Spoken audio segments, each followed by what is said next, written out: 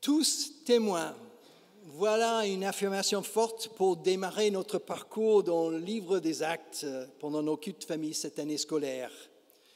Depuis la création de l'Église protestante unie de France en 2013, nous nous définissons justement comme une Église de témoins. À l'époque, ce mot « témoin » au pluriel semblait donc être la meilleure expression pour dire comment les responsables de notre Église voyaient notre mission dans le monde en tant que protestants luthéro-réformés. Pourquoi ? D'abord parce que c'est un mot biblique utilisé dans l'Évangile de Luc, puis dans le livre des Actes, comme nous avons entendu ce matin, ce livre des Actes qui est la suite de l'Évangile de Luc. C'est un mot pour définir la vocation des premiers témoins, les premiers disciples du Christ. L'Évangile de Luc se termine avec l'ascension du Christ. Avant de quitter ses disciples, il leur explique le sens de sa passion et de sa résurrection, et il conclut avec cette phrase « Vous en êtes témoins. J'enverrai sur vous l'Esprit que mon Père a promis, mais vous restez à Jérusalem. » Puis, le livre des Actes, la suite, s'ouvre avec une interprétation de ce même récit de l'ascension. Avant de quitter ses disciples, le ressuscité leur dit, comme vous l'avez entendu dans le récit, « Vous recevrez une puissance, celle du Saint-Esprit survenant sur vous, et vous serez mes témoins à Jérusalem, dans toute la Judée, dans la Samarie et jusqu'aux extrémités de la terre. » Le mot témoin est donc un mot-clé dans le Nouveau Testament. Ce mot témoin est aussi une façon très actuelle de parler de notre vocation en tant que chrétien dans le monde. Un témoin parle en je pour dire personnellement ce qu'il vit et expérimente dans sa démarche de foi. Il donne un témoignage de ce qui fait sens dans sa vie personnelle. Ce témoignage est donc singulier et ne peut pas être imposé comme normatif pour les autres. Ce témoignage est gratuitement offert aux autres dans un dialogue où chacun peut formuler son propre témoignage, sa propre façon de voir sa démarche de foi. Avec cette petite introduction sur la pertinence du mot témoin pour parler de notre vocation dans le monde, je vous invite maintenant à réfléchir concrètement sur comment nous pouvons assumer ensemble en Église cette vocation dans notre monde d'aujourd'hui.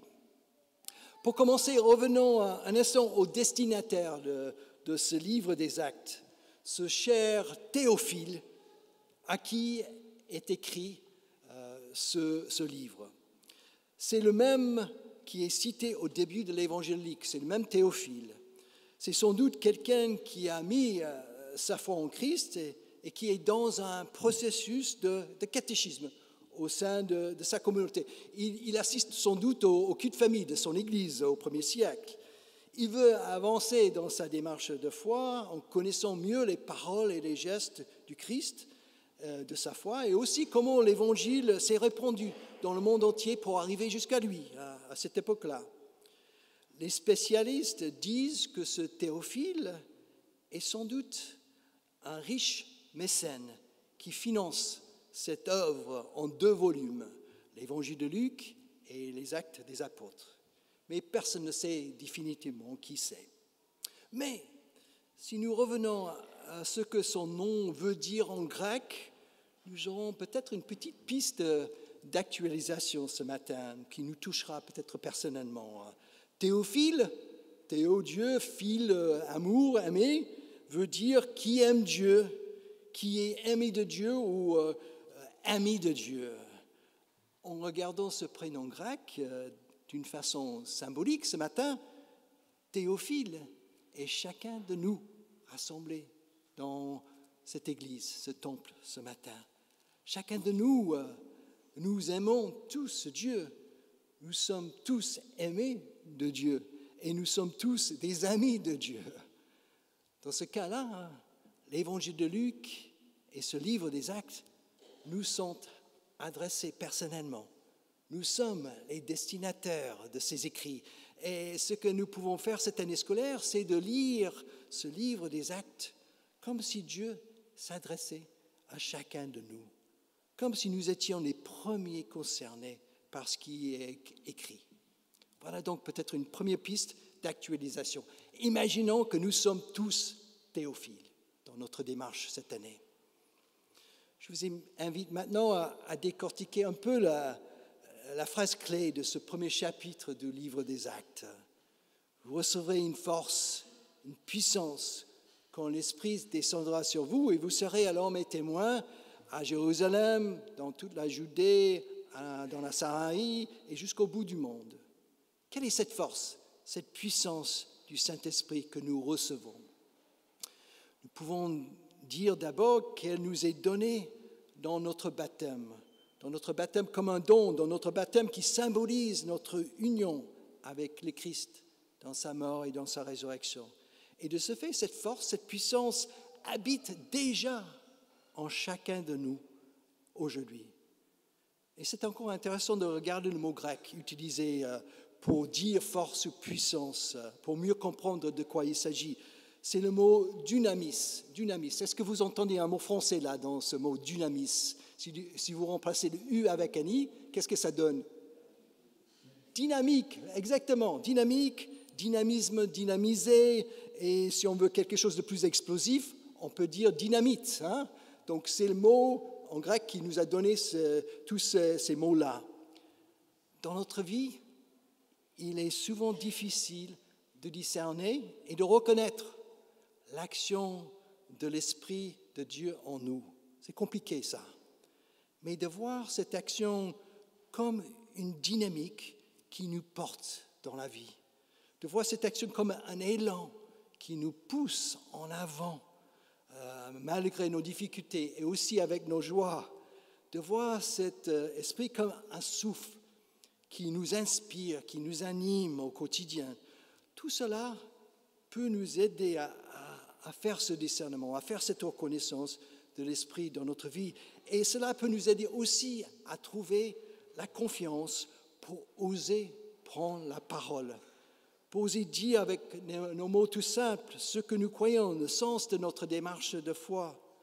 Voilà donc une façon de voir cet esprit en nous, cette dynamique qui nous porte vers les autres et dans l'Évangile qui est en nous et par nous dans notre monde. Voilà, deuxième piste d'actualisation à mettre en pratique. Prenons conscience au quotidien du dynamisme de l'esprit en chacun de nous pour pouvoir assumer cette vocation de témoin. Essayons maintenant d'aller un peu plus loin dans la définition de notre rôle comme témoin. À quoi ça ressemble être témoin? Si nous regardons encore, c'est un petit temps avec des mots grecs aujourd'hui, si nous regardons encore le mot grec pour dire témoin, nous nous rendons vite compte que c'est un peu une vocation à risque. Le mot témoin en grec se dit martus. Qu'est-ce que vous entendez dans martus si vous remplacez encore le U avec un I? Martyr, évidemment. Hein. Oui, le mot pour dire témoin en grec, c'est le mot qui nous donne le mot martyr. Donc, dans la première Église, pendant les premiers siècles, être témoin du Christ menait parfois à la persécution et aussi à la mort. Les risques étaient donc énormes de prendre la parole pour dire sa foi au premier siècle et quelques siècles après, selon l'empereur. Mais que risquons-nous aujourd'hui? Que risquons-nous aujourd'hui si nous prenons la parole en tant que témoins? Si nous parlons de notre foi comme une appartenance à une institution religieuse qui a toutes les réponses pour nous, nous risquons le mépris. Hein? La crédibilité des institutions religieuses est au plus bas dans notre société. Tout le monde s'en méfie et sans doute avec raison si nous écoutons l'actualité de notre semaine avec toutes ces révélations au niveau de l'abbé Pierre. Si nous parlons de notre foi comme des dogmes ou des affirmations doctrinales qu'il faut croire pour être un bon croyant, en règle devant Dieu, nous risquons le ridicule, le mépris ou le ridicule. Nous vivons dans un monde qui refuse des vérités absolues dans le domaine religieux. Chacun fait son cocktail de spiritualité comme il l'entend. Tout est relativisé dans le domaine de la foi. Mais comme j'ai dit dans l'introduction de cette prédication, si vous avez bien écouté, le témoignage, ce n'est pas ça. Ce n'est pas appartenance à une institution ou appartenance à des dogmes. La clé du témoignage est de parler en toute humilité, en je. Quand je suis en face de mon ami, mon voisin, mon collègue de travail. Et de parler aussi en nous, quand nous nous rassemblons ensemble dans ce lieu pour essayer de trouver des mots justes pour dire Dieu dans notre monde d'aujourd'hui. Il ne faut jamais oublier que le mot témoin dans notre texte est au pluriel. C'est au pluriel. Nous ne sommes pas seuls dans ce travail de témoignage au cœur de notre monde. Nos moments passés ensemble dans le culte ont pour objectif de nous aider à trouver les mots simples pour dire aujourd'hui notre foi, à chercher ensemble le sens de notre vie, le sens de notre vie dans le monde, dans ce monde qui est parfois rempli de non-sens, et de nous rappeler sans cesse que nous sommes aimés inconditionnellement par Dieu dans un monde qui pose toujours les conditions à l'amour, à être accepté, à réussir sa vie. C'est ainsi que nous pourrons sortir de ce temps pour témoigner de la bonne nouvelle. Ensemble, donc un corps qui part dans la semaine qui vient pour dire en toute simplicité ce que le Christ veut dire pour moi dans ma vie personnelle. Voilà donc peut-être une troisième piste d'actualisation. Quand c'est approprié, et ce n'est pas toujours approprié de parler de Dieu, soyons en toute simplicité des témoins de notre démarche de foi, en toute humilité et avec créativité aussi. Je vous invite à terminer cette réflexion en nous interrogeant sur les différents lieux de notre témoignage. Dans notre texte, il y a des références géographiques qui sont données. À Jérusalem, dans toute la Judée, en Samarie, jusqu'aux extrémités de la terre. L'auteur de ce livre les a mis très habilement là, dans ce premier chapitre, dans la bouche de Jésus, pour donner justement le plan de son livre, le plan de son écrit. Les chapitres 1 à 7 racontent l'activité des premiers témoins à Jérusalem, après le jour de la Pentecôte, où ils ont reçu l'Esprit. À la suite du martyre d'Étienne et de la vague de persécution qui en résulté, les chapitres 8 à 12 montrent comment l'Évangile s'est répandu en Judée, en Samarie et jusqu'en Syrie. À partir de l'envoi en mission de Paul et de ses compagnons de voyage par l'église d'Antioche en Syrie, justement, les chapitres 13 à 28 racontent comment l'Évangile s'est répandu dans le monde entier, jusqu'aux extrémités de la terre. Et Paul, à la fin de ce livre, se trouve en prison à Rome.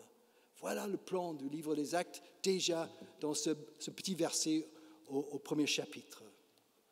Le récit avance en quelque sorte en cercle concentrique, à partir du centre qui était à l'époque Jérusalem, pour aller aux confins du monde connu. C'est comme un caillou qu'on jette dans un étang. On voit par la suite des cercles concentriques qui se répandent pour toucher enfin chaque rive. C'est exactement ça, l'intention de l'auteur de ce livre. Il veut montrer comment l'Évangile a poussé les premiers témoins à partager cette bonne nouvelle de Jésus-Christ dans le monde entier.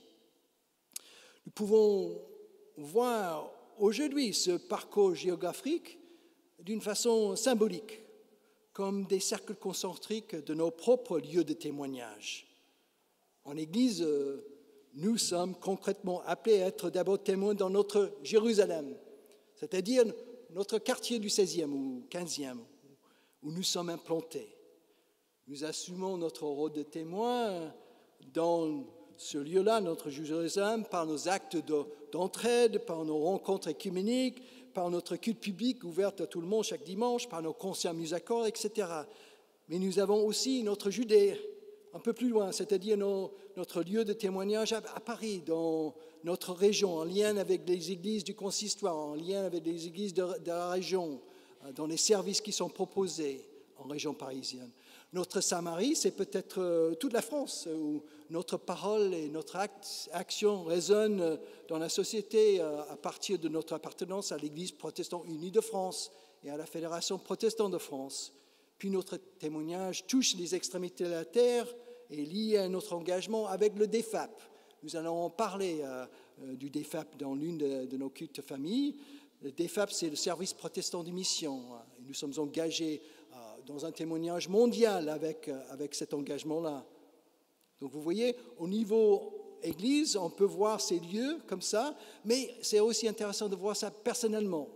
Moi, toi, chacun dans les lieux de nos témoignages. Notre Jérusalem, c'est d'abord notre famille, nos enfants, nos petits-enfants, nos arrière-petits-enfants. Cet évangile que nous transmettons de génération en génération nous met dans une chaîne de témoins, une chaîne d'amour, comme nous avons chanté tout à l'heure. La vocation de témoin commence là, avec notre famille, là. Et c'est tout le sens de nos cultes de famille, où toutes les générations sont rassemblées. Notre Judée, c'est peut-être notre voisinage, notre quartier. Notre rôle de témoin se joue dans nos relations avec nos voisins de palier et les choses que nous pourrons vivre et partager ensemble à ce niveau-là. Notre Samarie, c'est peut-être notre lieu de travail ou nos engagements associatifs ou ça peut être nos engagements de citoyens, tout simplement, dans le monde. On invente une façon de témoigner là, à ce niveau-là qui est appropriée. Puis enfin, nos extrémités de la terre pourraient être des engagements, des combats plus larges pour la paix et la justice dans notre monde que nous menons avec d'autres dans une chaîne plus grande, une chaîne européenne, une chaîne planétaire pour faire bouger des choses ensemble. Voilà donc une dernière piste d'actualisation à mettre en pratique. Prenons le temps de regarder en Église et puis individuellement notre Jérusalem, notre Judée, notre Samarie, nos extrémités de la terre, là où Dieu nous appelle à être témoins. Tous témoins, donc, le slogan qui nous porte cette année au commencement de notre parcours dans le livre des Actes. Que Dieu nous soit en aide, comme nous avons dit tout à l'heure, qu'il nous soit en aide pour trouver encore et toujours nos propres marques dans cette vocation qui nous confie, cette vocation de témoin. Amen.